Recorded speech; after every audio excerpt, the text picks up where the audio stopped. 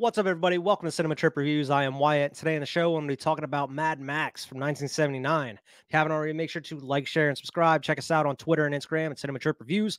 Also, wherever you get podcasts, drop in and leave us a good review there as well. So, with the recent release of Furiosa, which I know I haven't gotten a chance to put a review out of it yet, I haven't gotten a chance to go see it, unfortunately. But everybody's been talking about Mad Max. Everybody talking about Furiosa, talking about these other movies. I decided to go back to where it all began. It's been like, I believe it's like 14 or 15 years since I've actually seen the original Mad Max movie. So I wanted to go back, give it a watch, and see how it holds up against some of these other sequels, and then possibly do some reviews leading up to Furiosa at some point. That'd be kind of cool, I thought. So starting off with Mad Max from 1979, 1980, it released in the US, directed by George Miller, who directed all the damn Mad Max movies. He also directed like the Babe, Pig in the City, Babe movies. He directed both the Happy Feet movies.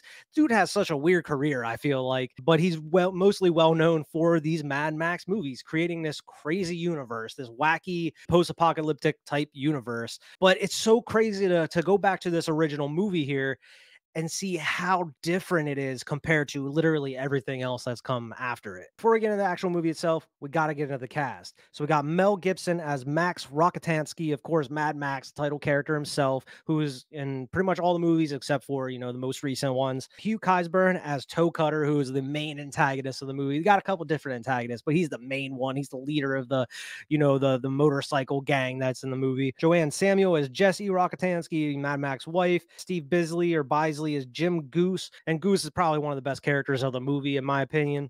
Definitely got some of the most personality out of them, especially like the main characters. Some of those are not really well known. Hugh Keisburn, he ended up coming back and playing Immortan Joe, through Fury Road. And Mel Gibson, everybody should know who he is. I mean, some of the younger viewers may not know because he hasn't been super active for like the past 10-15 years for a good reason or so. I know he's been doing a lot of like lower budget type movies or whatnot, but that's pretty much for a good reason though. So this movie, Mad Max from 1979, 1980, I did know it was pretty different from the other ones. Like I mentioned, it's been like 14-15 years since I've seen this movie.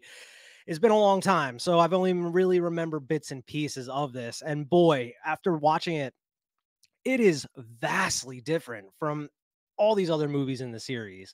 It does not have that post-apocalyptic wasteland feel to it. It's not like the empty, barren-ass desert with just cars driving around and they're all souped up and you got weird-ass characters. I mean, you do have some weird characters in there, but nowhere near as weird as you see throughout, 2 and then Thunderdome and then, Fury Road and what have you.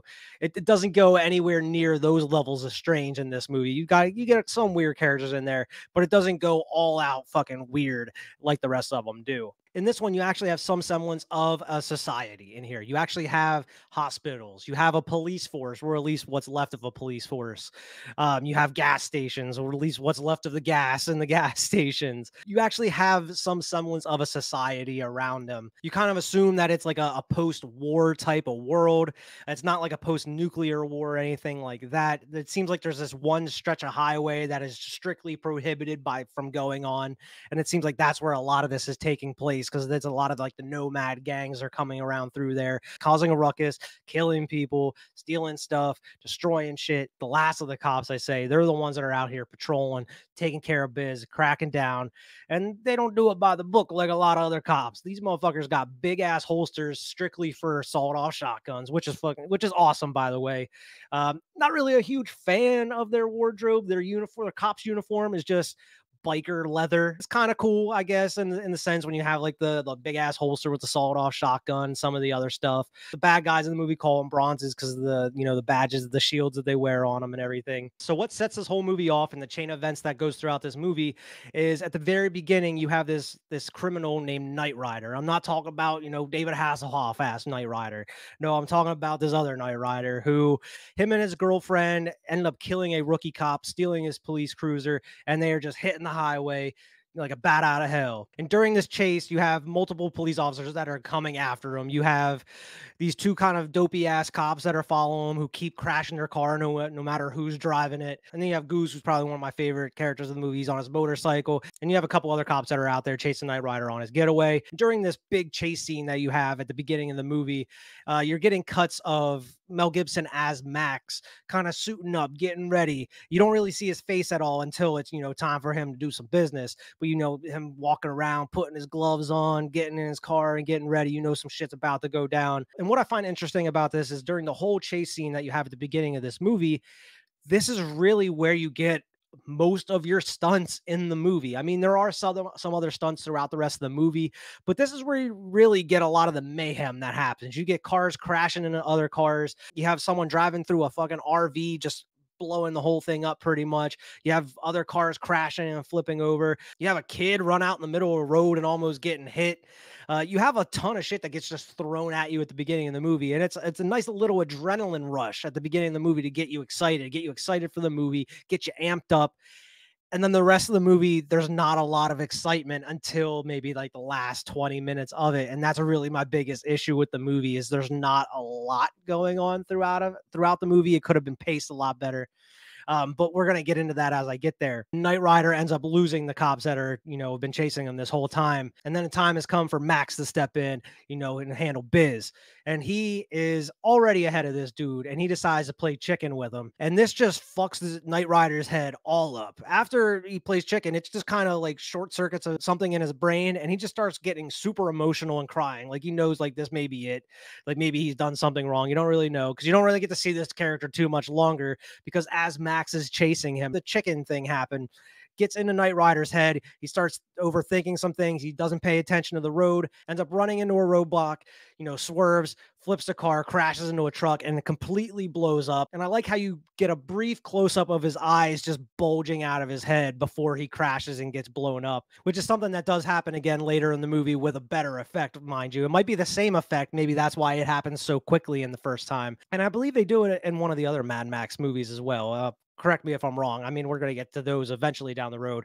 But correct me in the comments if I am wrong about that, if they do it in any of the other movies. But yeah, this whole chase and the death of Knight Rider at the beginning of this movie sets off a chain through the rest of the movie of what happens. Because of Knight Rider getting killed in this crash, he was a part of this nomad biker gang that is led by Toe Cutter. And because of the death of one of their brothers, they end up riding into town to get his remains. And it's just like this little tiny coffin because the dude blew up. They just packed him into this tiny ass coffin. And because of this nomad biker gang comes into town, they just start wreaking havoc, rioting across the town, harassing a lot of the townsfolk. A couple in the town try to get away in their souped up car. Not fast enough for the biker gang. They catch up to him, and it's insinuated they kind of do some unspeakable acts to the lady of the group and possibly the man of the group as well. Max and Goose get the call to go in and check it out, and you just see the aftermath of the car just completely tore up because the biker gang is just stomping all over this, smashing holes through the window, smashing holes in the hood. They just completely destroy this car. And just by them showing up, this woman is absolutely petrified by just seeing somebody else roll up on her. She's tied to the car with a rope. You can just they don't even tell you what happens to her. You just assume what happened to her, and you just feel so bad because she's just so scared of just Max and Goose coming up to save her. And it just takes a while for Goose to kind of lure her out to, take her to safety. But the nomads end up leaving one of their guys behind, old Johnny Boy, who they end up taking in. And then you go where the cops are based out of, which is literally called the Hall of Justice, like it's some Super Friends ass shit. And they play like some actual cartoon Super Friends type music, I feel, in this movie as well. The music's hit or miss for me in this movie, especially during where you're seeing like the cops at the Hall of Justice. But Goose has really been out of shape about, the state that this girl was left in and what they did to her and everything. So, he immediately wants justice. He's, interrogating the guy, the captain of the force, and a couple of the other cops show Max like a new ride that they got souped up for him. And it's like a new V8 and everything. But the reason they're giving Max this big souped up, nice ass black ride is because they're trying to bribe him to stay on the force. They've been getting kind of hints from him that he wants to leave the force at some point. He's kind of getting sick of it. And you kind of don't blame him after seeing what all he has to go through on a daily basis. But the real thing that's going on with Johnny Boy is here. They do know that he's part of the gang. They know he was involved with what happened with this girl and this guy that they found on the road. And it seems like they take him to court. You don't really get to see the court proceedings or anything. You get to see aftermath when they bring him back because they have to let him go because none of the witnesses turned up. Even the woman that was terrorized didn't go to the trial. Maybe she was scared. Maybe she was threatened. I don't know, but nobody showed up for the trial. They end up releasing this dude because he's unfit to stand trial. So he's just free. And his old boy Bubba comes to pick him up at the Hall of Justice. I don't even know if I'm gonna call him Bubba anymore. I'm just gonna call him Slim Shady because he got that fucking 2000s Eminem, bleach blonde haircut. But this is actually one of my favorite scenes of the movie because as the captain and everybody's trying to tell him like, yeah, we gotta let him go. We can't do anything. There's no witnesses to say that he did it, even though they found him at the scene of the crime with this woman. Of course he did it. There's no witnesses to testify that he did, so they got to let him go. That just doesn't fly with Goose. This motherfucker flies off the handle. He tries beating the shit out of Johnny Boy there, even whooping his ass on the way out as he's trying to get out of the building. He's trying to kick his ass. And of course, Johnny Boy starts threatening him like, oh yeah, we gonna find you. Don't worry, we gonna get you. This part of the movie, I don't really have much of a problem with. You have a nice action-packed beginning, get the adrenaline pumping, get you ready for the rest of the movie. You have some injustice that happens. You're like, oh yeah, you really want to see these guys go down now after what happened to this girl. After this next part that I'm gonna get to, it really kind of slows down and grinds to a halt for a while until you get to a lot of the big shit towards the end of the movie. Goose, he's pissed off. That night, he goes to the club. He ends up hanging out, watching some dancers, watching a singer or what have you. And while he's in the club, somebody's outside messing with his bike. And Goose, being the player that he is, ends up taking the lead singer of this band back to his crib, ends up, fooling around with her. The next morning, he ends up leaving, gets on his bike, bolts out. He's patrolling down the highway. Something goes wrong with his bike, ends up throwing him off. And he's stranded out in the middle of nowhere. I felt like this would have been the perfect time for that gang to roll up and do what they were going to do to him. But no, he actually has some time to walk down the road, find somebody to help him out, put his bike up on a truck, and then they're driving down the road on this truck. And then old Johnny Boy is just on the side of the road and throws like a big ass like brake cylinder or whatever through his windshield. He crashes the truck. I hate to see my boy Goose go out like this, man. This is one of my favorite characters of the movie. This is really where you get to see how ruthless Toe Cutter is as a leader and what he's willing to do to go out for revenge against the people that killed Knight Rider at the beginning of the movie. He makes Johnny Boy go through his initiation by attempting to kill Goose here because Goose is flipped over in his truck. Gas is pouring down all over him everywhere. He makes Johnny Boy light his cigarette or light his joint. It looked like a joint, man. He makes Johnny Boy throw that match into the truck, setting Goose aflame, and he's burning Goose alive inside of this truck. And it's a hell of a way to go out for Goose, man, because he's one of my favorite characters.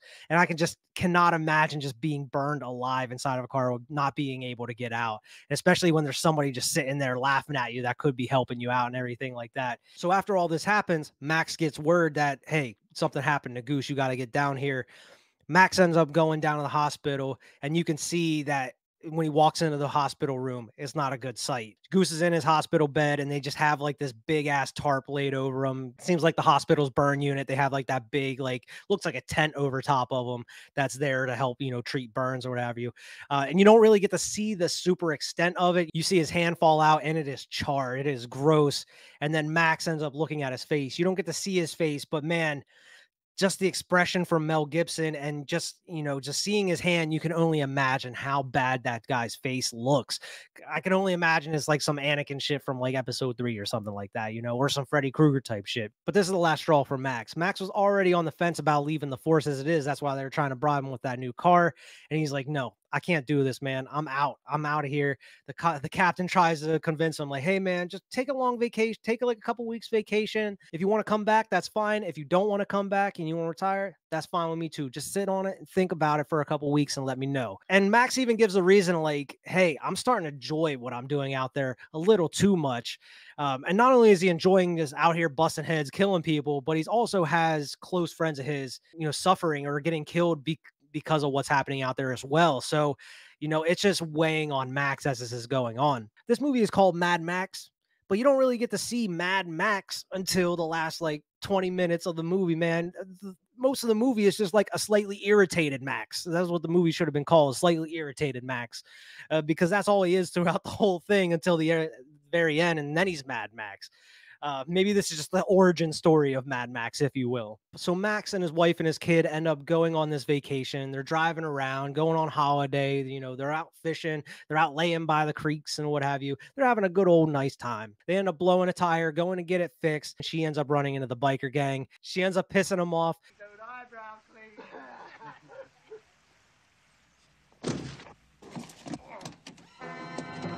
Goes and gets Max, and then they end up bolting, and they end up laying low on this farm because they know somebody that owns it. And Max is just trying to fix up the car while, they're laying low at this farm and everything. And of course, the wife ends up going out alone by herself again. And as she is coming back, she's starting to get harassed by the biker gang. They have finally found them because of the gas station owner kind of pointed them in the right direction of where they were heading. And you have a pretty tense scene between the biker gang and the wife, and of course, like this little old lady that has this shotgun and that is holding them hostage. And you really get to see like the kind of the craziness of Toe Cutter through each scene, because he kind of switches his accent and switches his kind of personality up in each scene that you get to kind of show you just how crazy this guy really is. You don't need a sense of humor with a pretty face. The only trouble is, though, Missy, if you should lose the face. And you really get to see that in this scene going up against the old lady and the wife, because they end up taking the baby. Because as you see in this movie, Max and his wife are not really the best parents, because the wife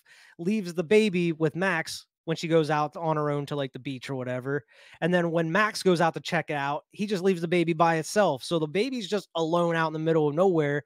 And the fucking bikers just pick it up and, they're holding it hostage pretty much. And who comes to save the day? But little old lady with this big ass shotgun holding them up to get the baby. Hold it right there. I hate gun. And while she's holding them up, the wife is able to get the baby and get the car ready. So the old wit lady hops in and they end up taking off. So while the wife and this old lady and the baby are making their getaway, the car breaks down. Max hasn't had it fully fixed yet, breaks down in the middle of the road. The old lady just tells her to take the baby and run. Get out of here as fast as you can. And she stays behind to start trying to blast the fucking bikers and everything. The bikers just go right by her. They don't even care about the old lady. And this next scene straight up reminds me of The Punisher from 2004, which I actually reviewed a couple weeks ago with Tony from Hack the Movies. Definitely go out and check that episode out. That was a lot of fun doing that one. But you can definitely tell that The Punisher 2004 kind of lifted this scene directly in a way. The wife is running with the baby and the biker gang just run them down with the motorcycles. They don't even stop. They just run her over with the motorcycles. All you see is just the baby shoe and the ball fly across the road. You have Max running and he discovers the body of his wife and his child, and he's just running. And it even looks like Thomas Jane and him are in the same clothes between both movies. It's kind of crazy. I'll have to put them side by side here. And man, you really feel for him. You feel the emotion in Mel Gibson at this point when he discovers his wife and his child. And this is the turning point. This is what sends Max from slightly irritated Max to Mad Max. As you find out, his wife isn't dead. She is in the hospital and she just is so fucked up. I believe she is missing an arm. She has a ton of other stuff that is wrong with her. And Max is just kind of up against the wall, zoned out. He's not even paying attention to anything. You just hear the doctors kind of explaining what is wrong with her. The doctor wants to go tell Max about it, and they're just saying that he's just hasn't been responsive at all. No, he's not listening to anything they have to say. And that's when Max just gets the idea. He ends up leaving, goes to his house. He ends up getting his black leather uniform from the cops. He ends up putting his uniform on. He ends up going to the Hall of Justice, getting that souped up V8 that they had ready for him that he hasn't used at all throughout the rest of this movie. He ends up getting his fucking Batmobile pretty much. And he ends up going to hunt these motherfuckers down. And this is really where you get into like the meat and potatoes. This is what everybody's been waiting for. Mad Max to go on his revenge. And man, this literally happens. This is like an hour, 40 something minute movie. This literally happens within the last 15, 20 minutes.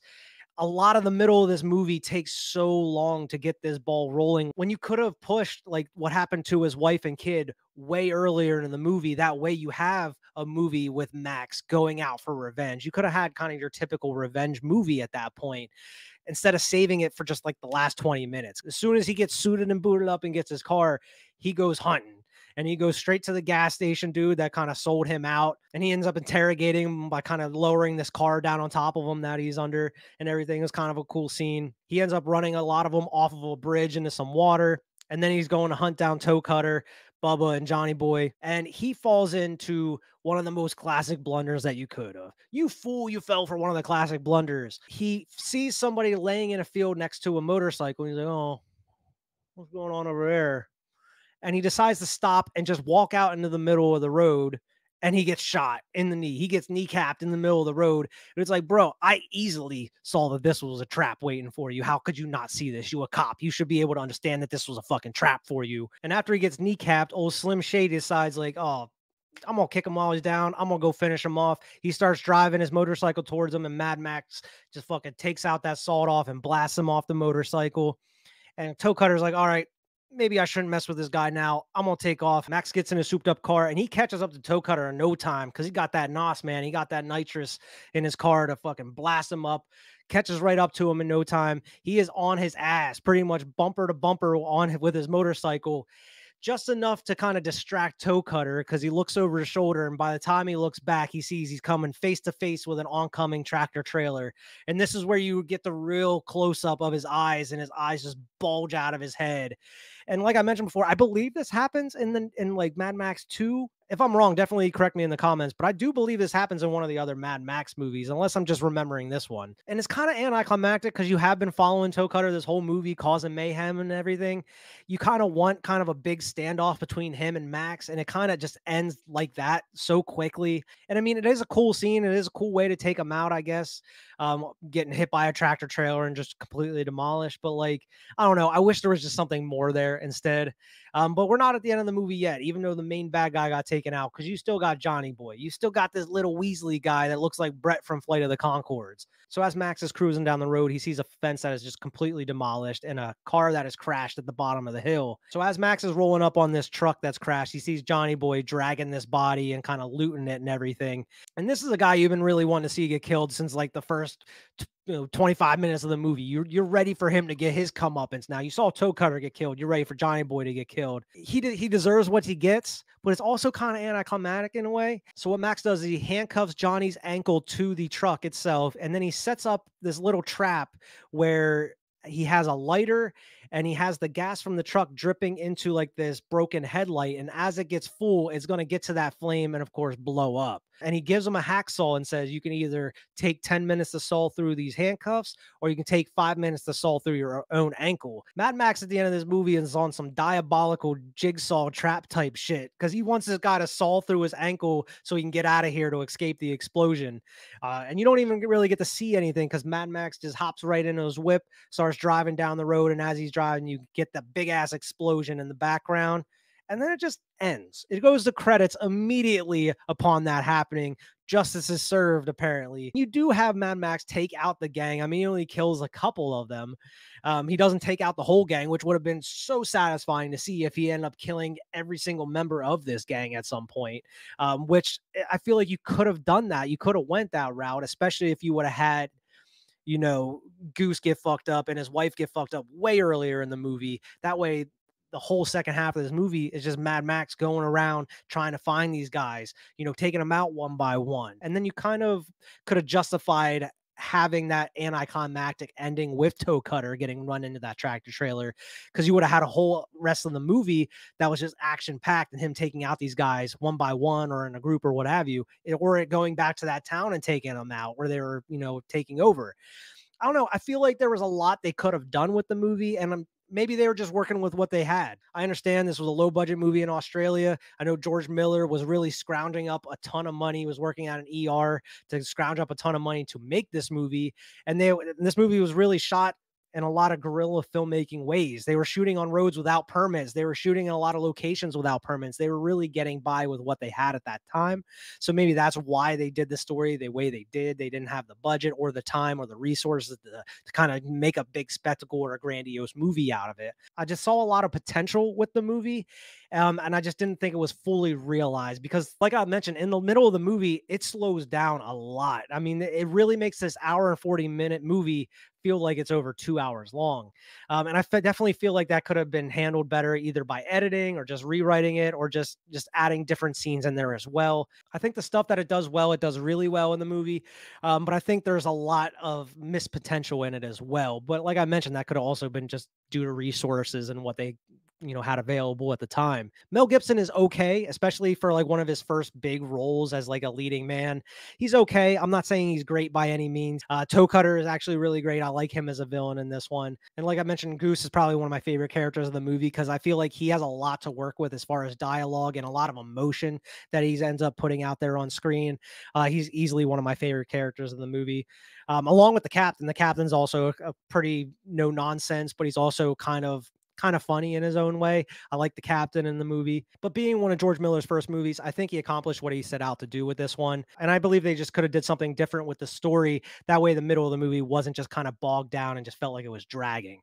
Because really that's my biggest complaint of the movie. I really like the beginning. The ending had a little bit to be desired with the, how they took out the big bads of the movie, the antagonists of the movie. But with the resources they had, I think it worked well. That middle section of the movie was just such a drag. I just felt like they could have really did something different with that. Like I mentioned, this movie is vastly different from Mad Max 2, Road Warrior, and Thunderdome and Fury Road. Vastly different. If you're looking for like the Mad Max with the wasteland and the car combat and the weird outfits and the weird different vehicles that are all souped up, you're going to want to skip straight to Mad Max 2 Road Warrior if you want to get into that stuff, because not much of that, if any of it at all, is present in this movie. I mean, you get the tractor trailer that the nomads are trying to siphon the gas out of. They use like these little pole vaults to launch themselves up on top of it. You get to see that in some of the other movies, but there's really not a lot of elements from those sequels that are present in this one. Everything that you see throughout the rest of the series really happens in Mad Max 2 Road Warrior, which I'm hopefully going to eventually get to down the line here. Out of a buy it, rent it, or miss it from Mad Max, I'm going to say miss this one, man. This is hard. This is a hard one. I'm going to say miss it. Unless you're really into Mad Max and you like, if you've seen like Fury Road or Furiosa and you want to go back and check out to where it all began, I would say start with Mad Max 2 Road Warrior, because that's really where the series really gets its personality and really has that world building factor in it.